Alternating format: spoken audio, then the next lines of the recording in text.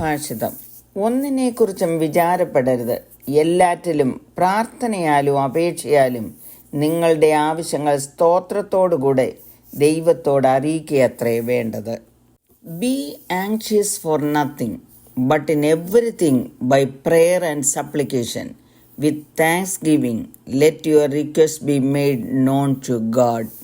ഫിലിപ്പിയർക്ക് എഴുതിയ ലേഖനം 4-ാം അധ്യായത്തിൻ്റെ 6-ാം വാക്യത്തിലെ ഈ വാക്യങ്ങൾ ഫിലിപ്പിയ സഭയെ അഭിസംബോധന ചെയ്താണ് പറഞ്ഞിരിക്കുന്നതെങ്കിലും എക്കാലത്തുമുള്ള ദൈവമക്കൾക്ക് വേണ്ടി എഴുതിയിരിക്കുന്ന സന്ദേശമാണിത്. നമ്മുടെ ദൈനംദിന ജീവിതത്തിൽ ധാരാളം കാര്യങ്ങൾക്ക് നാം ചിന്തിക്കുകയും വിചാരപ്പെടുകയും ഉത്കണ്ഠപ്പെടുകയും ചെയ്യുന്നത് വളരെ സാധാരണയാകുന്നു.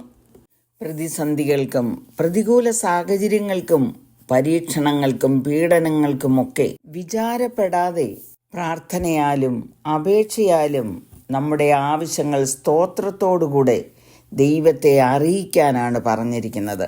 ശാരീരികമായതോ മാനസികമായതോ ഭൗതികമായതോ കാര്യങ്ങളിൽ നാം വിചാരപ്പെടുമ്പോൾ വേണ്ടവണ്ണം പ്രാർത്ഥിക്കുവാനോ ദൈവത്തോട് അപേക്ഷിക്കുവാനോ നാം സമയം കണ്ടെത്തുന്നില്ല.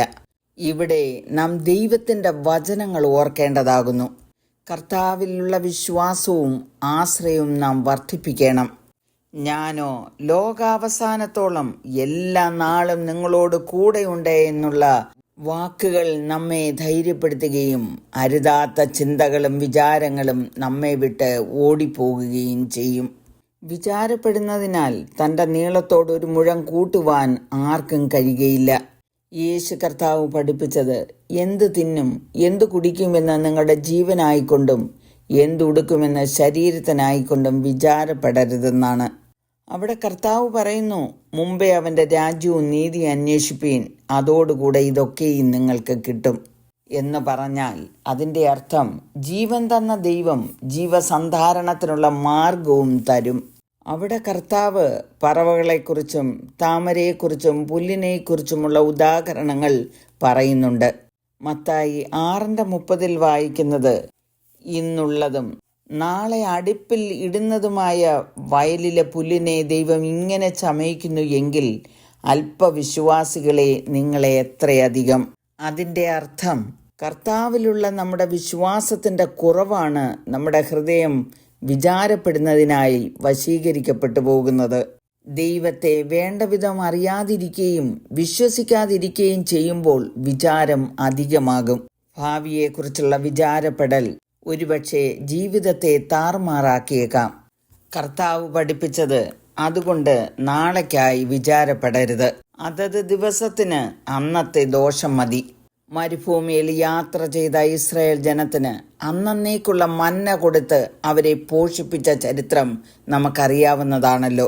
നാം വിചാരപ്പെടാതെ പ്രാർത്ഥനയാലും അപേക്ഷയാലും നമ്മുടെ ആവശ്യങ്ങൾ സ്തോത്രത്തോടെ ദൈവത്തെ അറിയിക്കുമ്പോൾ സകല ബുദ്ധിയെയും കവിയുന്ന ദൈവത്തിൻ്റെ സമാധാനം നമ്മുടെ ഹൃദയങ്ങളിൽ പകരപ്പെടുകയും നിനവുകളെ ക്രിസ്തു യേശുവിങ്കൽ കാക്കപ്പെടുകയും ചെയ്യും. നിന്റെ പ്രവർത്തികളെ യഹോവയ്ക്ക് സമർപ്പിക്ക, എന്നാൽ നിന്റെ ഉദ്ദേശങ്ങൾ സാധിക്കുമെന്ന് ശലോമോൻ പറഞ്ഞിരിക്കുന്നു. ദാവീദ് പറഞ്ഞത്, നിന്റെ ഭാരം യഹോവയുടെ മേൽ വെച്ചുകൊള്ളുക, അവൻ നിന്നെ പുലർത്തും. നീതിമാൻ കുലുങ്ങിപ്പോകുവാൻ അവൻ ഒരു നാളും സമ്മതിക്കുകയില്ല. പത്രോസ് എഴുതിയിരിക്കുന്നത്, അവൻ നിങ്ങൾക്കായി കരുതുന്നതാകയാൽ നിങ്ങളുടെ സകല ചിന്താകുലവും അവൻ്റെ മേൽ ഇട്ടുകൊള്ളുവീൻ.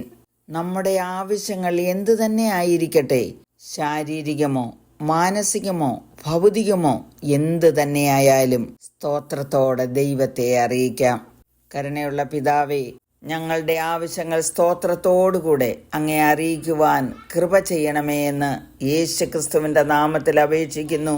കേൾക്കണമേ. ആമേൻ.